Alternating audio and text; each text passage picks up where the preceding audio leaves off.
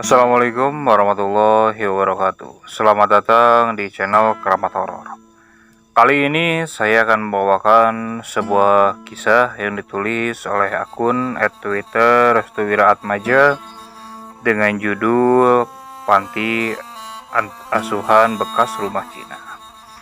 Untuk link cerita dan link penulis akan kami cantumkan di deskripsi. Bagi kalian yang ingin baca langsung ceritanya, kalian bisa klik link tersebut. Sekaligus kalian bisa support penulisnya. Oke, kita mulai saja ke ceritanya.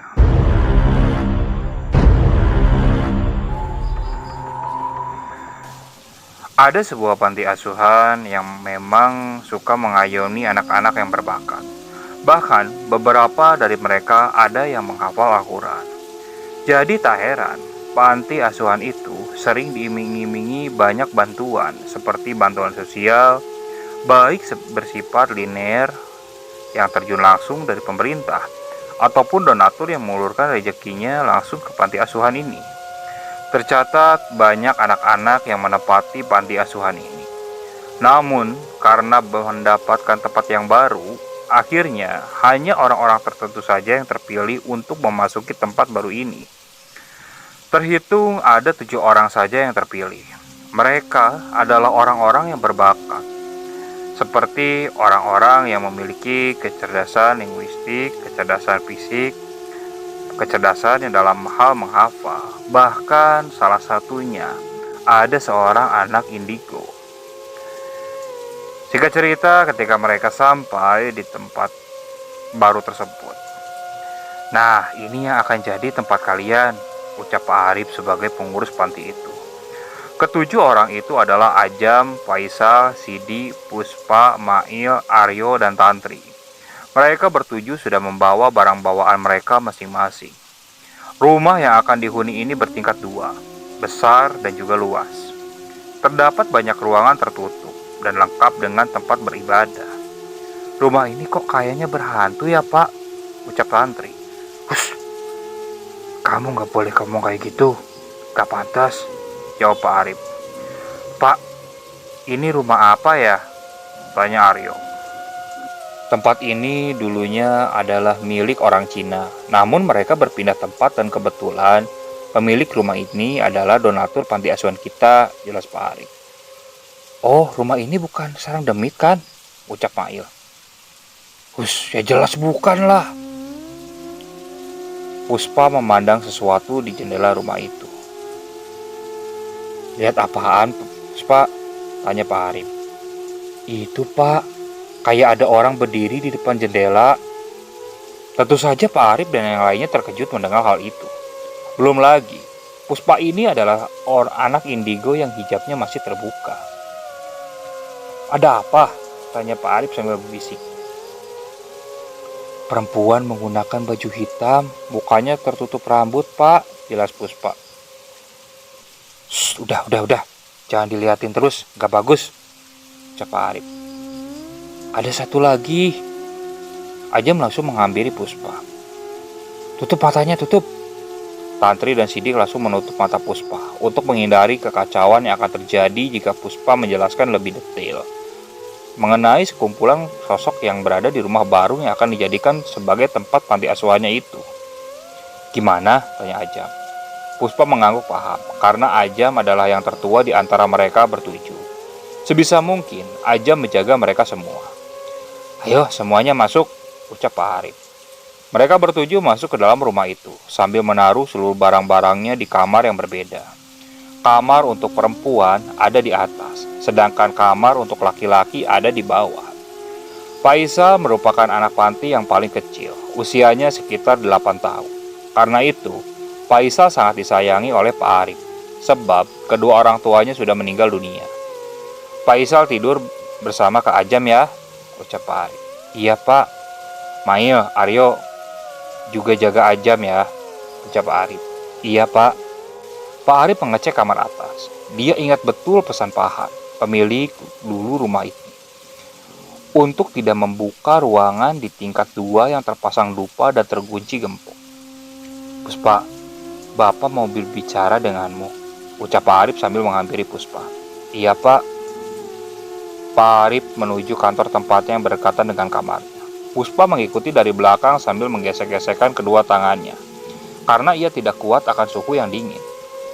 "Bagaimana keadaanmu?" tanya Pak Arif. "Baik, Pak. Di atas ada ruangan yang tidak boleh dibuka. Jangan dibuka ya," jelas Pak Arif. "Kenapa emangnya, Pak?" "Pokoknya jangan dibuka. Pesan dari Pahan, pemilik dulu rumah ini," ucap Pak Arif. "Mengerti, Pak?" Pak Arif mengangguk. Puspa pun kembali ke kamarnya, yang satu ruangan dengan Tantri dan Siti. Ketika Puspa ingin menuju kamarnya, ia mencium bau dupa yang sangat pekat. "Bau apa ini?" ucap Puspa. Dia pun mencari asal bau itu tersebut. Hidungnya yang tajam membuat respon tubuhnya bergerak untuk mencari sumber bau dari dupa itu. Puspa terkejut bukan kepala. Dia mendapati sebuah ruangan yang bertuliskan bahasa Cina. Di bawahnya terdapat terjemahan dari bahasa Jawa yang bertulis, "Sing buka bakal tak tekoni." Artinya, yang buka akan didatangi, ucap Puspa sambil membaca tulisan itu. Karena ia penasaran, telinganya dia tempelkan di daun pintu itu. Awalnya yang terdengar adalah seperti gemericik air. Namun ia tak yakin, karena ruangan itu adalah kamar mandi. Lambat laun suaranya tercipta. Dari suara gemericik, kini menciptakan suara napas yang berat.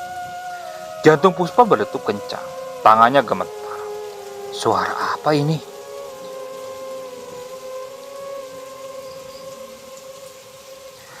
Suaranya makin menggema di telinga Puspa. Makin didekatkan ke telinga, daun pintu itu suaranya makin jelas.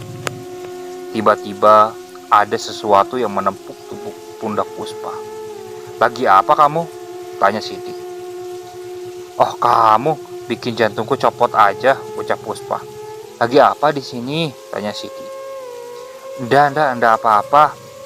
Siti memandangi daun pintu yang bertuliskan Cina dengan terjemahan Jawa itu. "Ruangan apa ini, Pus?" tanya Siti. "Gak tahu." Sidik membaca tulisan itu. "Sing buka bakal tak tekoni." "Maksudnya apa ya?" tanya Siti.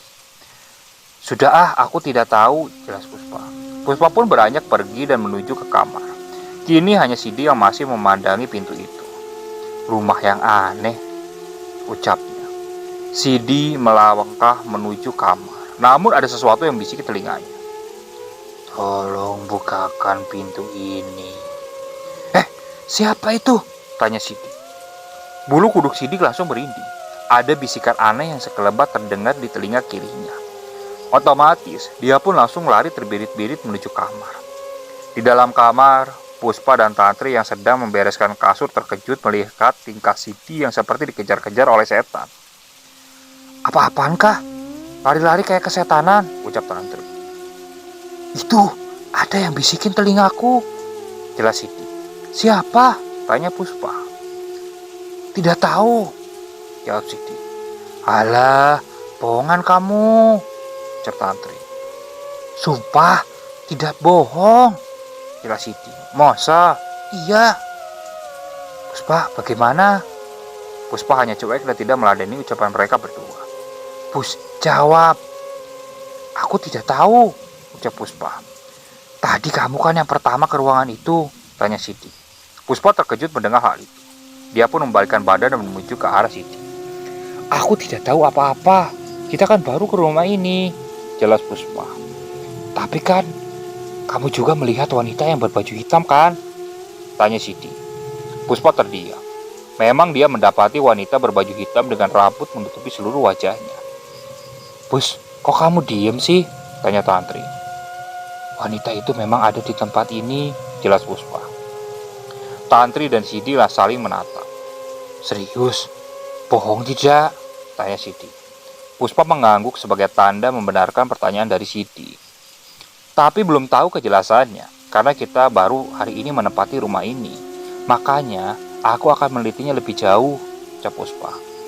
"Meneliti? Setan? Kamu sehat?" tanya Sidi. "Ya bagi kalian itu adalah hal gila, tapi bagiku itu adalah sebuah tantangan," ucap Puspa sambil tersenyum. "Ah, gila kamu. Mana ada yang mau meneliti setan? Kamu aja. Aku nggak ikut-ikutan, ucap Siti. Aku ikut, jawab Tantri. Tantri, kamu, ucap Siti. Lagian apa salahnya sih kita mengenali lebih jauh tempat ini? Lagi pula kan ini akan menjadi tempat tinggal kita. Bener gak sih, Pus? Tanya Tantri. Cakep. Ada, terserahlah. Aku gak ikut-ikutan, jelas Sidi. Sidi sendiri merupakan tipikal orang yang penakut. Hal ini dibuktikan karena di antara ketujuh orang tersebut, Sidi adalah satu-satunya yang tidak menyukai dunia gaib seperti itu. Untuk menjadikan rumah baru ini tetap nyaman, Pak Arif memberikan perintah untuk memberes rumah hingga rapi dan bersih. Sidi, Puspa, dan Tantri membersihkan bagian tingkat 2, sedangkan Ajam dan yang lainnya membereskan di tingkat bawah seperti kamar mandi dan yang lain-lainnya. Mereka bergegas membersihkan seluruh ruangan, kecuali ruangan yang terkunci dengan tulisan Cina dengan terjemahan Jawa tersebut. Karena tak ada satupun yang berani membuka pintu ruangan tersebut. Karena memang katanya ruangan tersebut memiliki masa lalu yang belum diketahui. Pak Arif sendiri menyarankan untuk tidak membuka, bahkan memasuki pintu tersebut. Karena amanat dari Pahan yang seharusnya ruangan tersebut diratakan. Namun, Pahan belum sempat untuk mengunjungi tempat tersebut karena dengan beberapa kendala. Setelah beberes selesai, tiba saatnya malam hari. Setiap sholat maghrib, mereka semua berjamaah di tingkat bawah yang kebetulan disediakan ruang peribadatan, yaitu musola yang cukup mengisi kapasitas mereka berjumlah 8 orang. Selesai melaksanakan sholat maghrib, dari tingkat 2 tepat daerah kamar Puspa dan yang lainnya terdengar suara benda terjatuh. Tuk, tuk, tuk, tuk. Suara itu mengagetkan seluruh anak panti yang berada di musola. Suaranya membuat bulu kuduk mereka berdiri. Puspa dan yang lainnya saling berpegang tangan.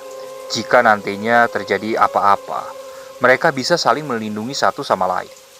Pak Arif mengisyaratkan untuk tidak terkejut dengan suara aneh itu, karena Pak Arif sendiri juga merasakan ada sesuatu yang tidak beres dengan rumah ini. Akhirnya mereka melanjutkan zikir mereka untuk menenangkan hati yang sedang kacau balau itu. Namun beberapa saat setelah mendengar bunyi-bunyian benda jatuh itu, mereka dengan serentak juga mendengar suara langkah kaki yang menuruni tangga dari tingkat 2. Suara itu seperti memberi tempo untuk menarik perhatian mereka.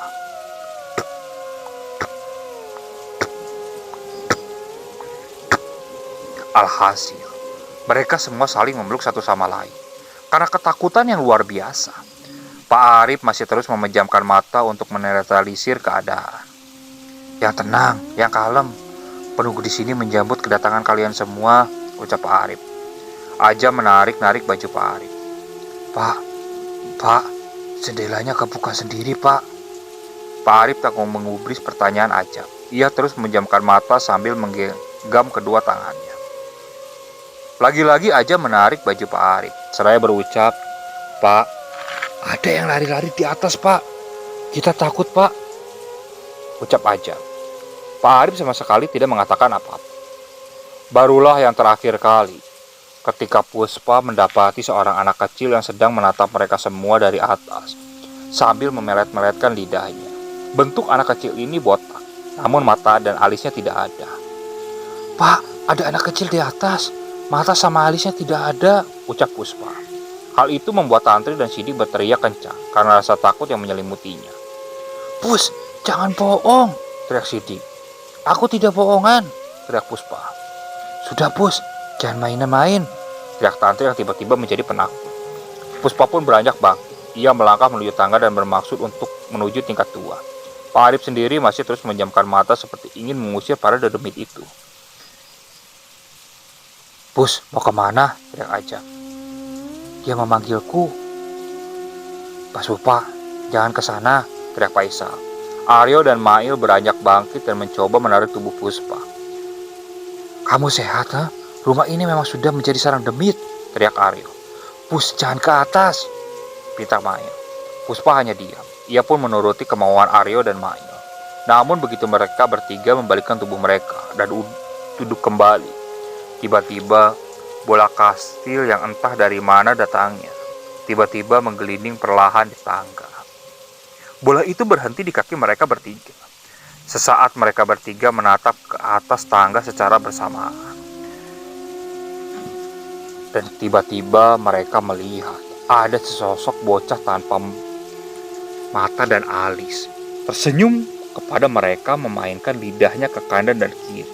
Tentu saja ini membuat Aryo, Mail, dan Puspa berteriak dan langsung berlari menuju musola. Ajam dan yang lainnya mendengar teriakan itu dan langsung bertanya-tanya. Ada apa? Ada tuyul, teriak Aryo yang langsung menutup dirinya di belakang Ajam.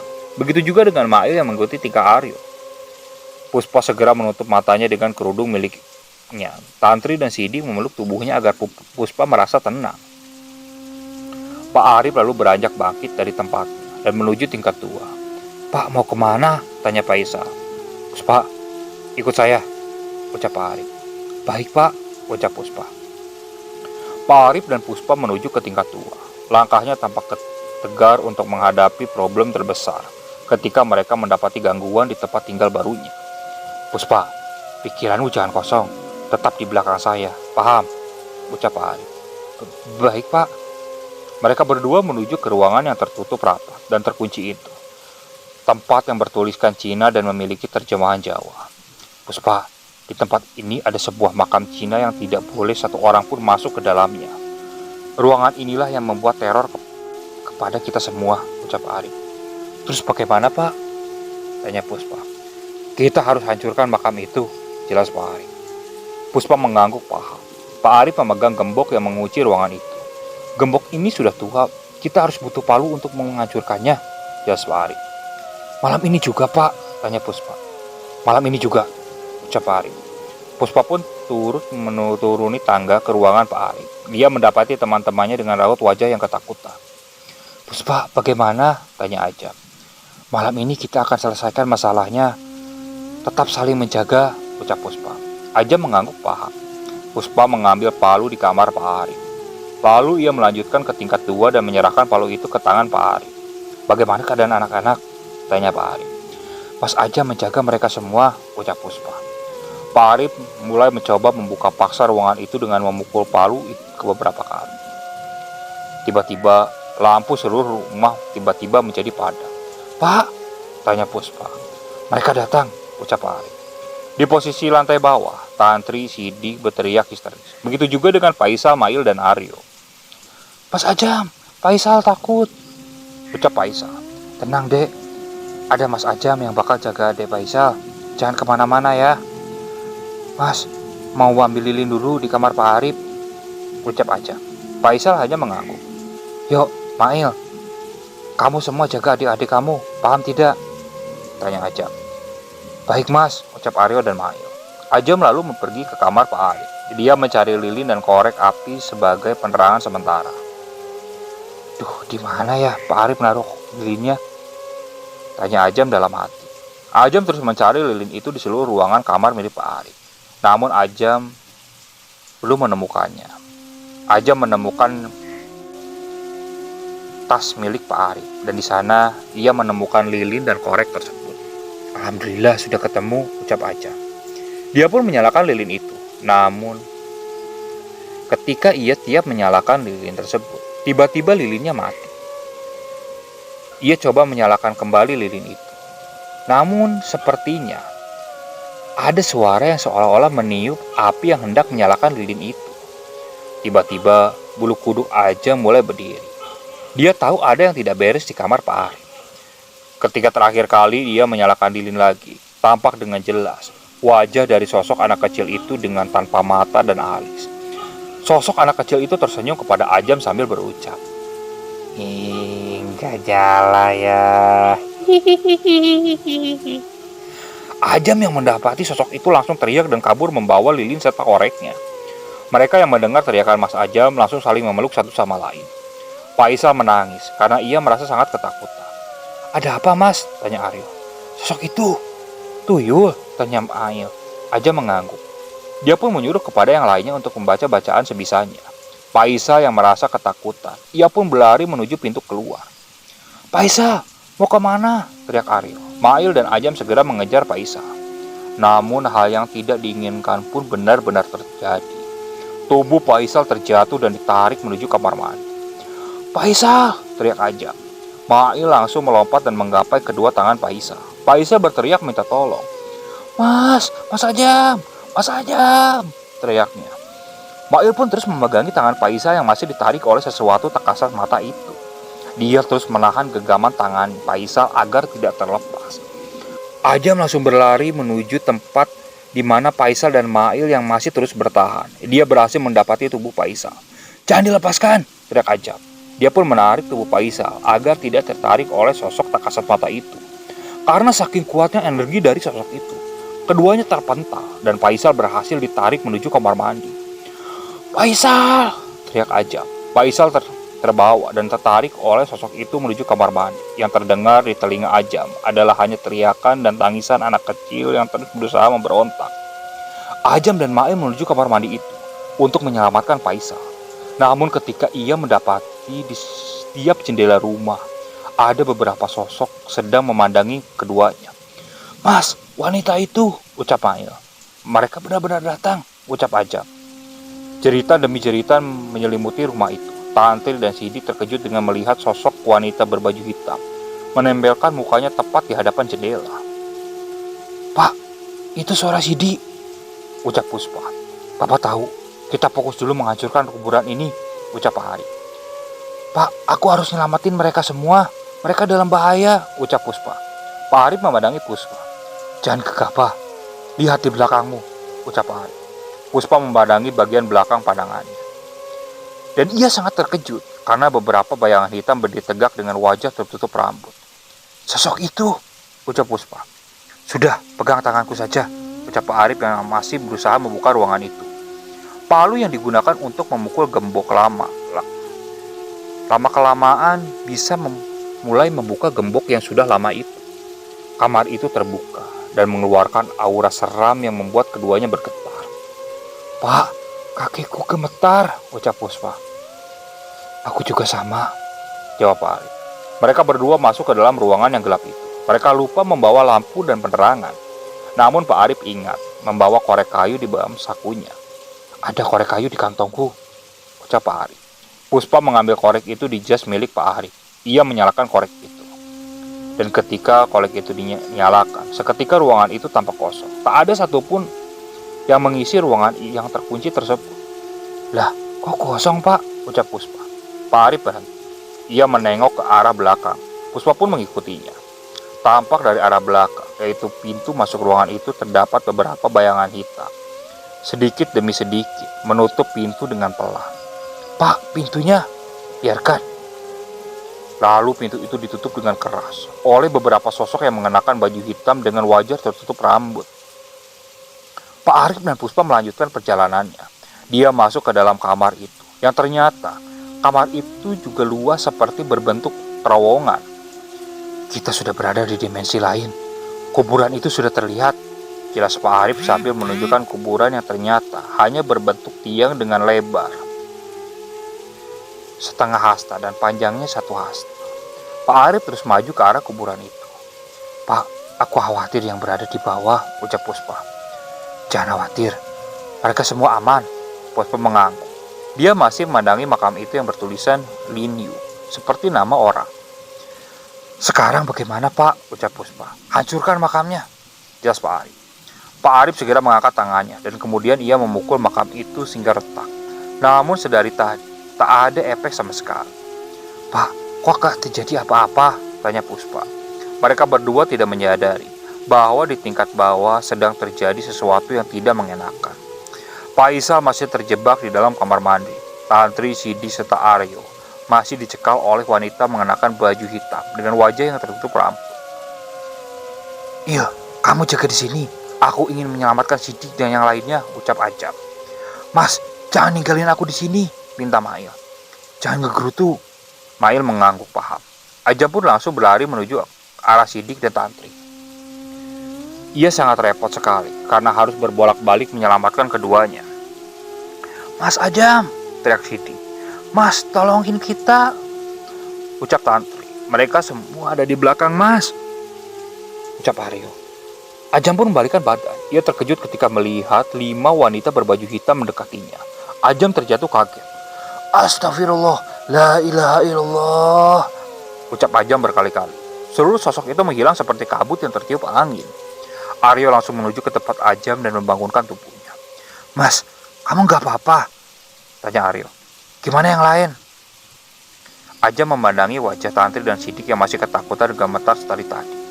Kita harus keluar dari sini, teriak Ajam. Keluar? Bagaimana Puspa dan Pak Arif? Teriak Aryo. Mereka semua aman. Puspa janji kepadaku akan hal itu. Yang penting kita selamatkan Pak Isal dulu, terus keluar. Aku setuju, ucap Tantri yang langsung beranjak bangkit. Tahan, ucap Sidik. Kita selamatkan Pak Isal dulu, lalu keluar dari tempat ini. Itu jalan yang paling efektif, jelas Tantri. Ajam mengangguk. Mereka semua bergerak menuju kamar mandi yang sudah dijaga oleh Mail. Namun, ketika mereka semua berada di kamar mandi itu, dia disuguhi oleh sesuatu yang tidak mengenakan. Mail berdiri tegak di hadap kamar mandi. Mereka juga tidak mendengar suara dari teriakan Faisal.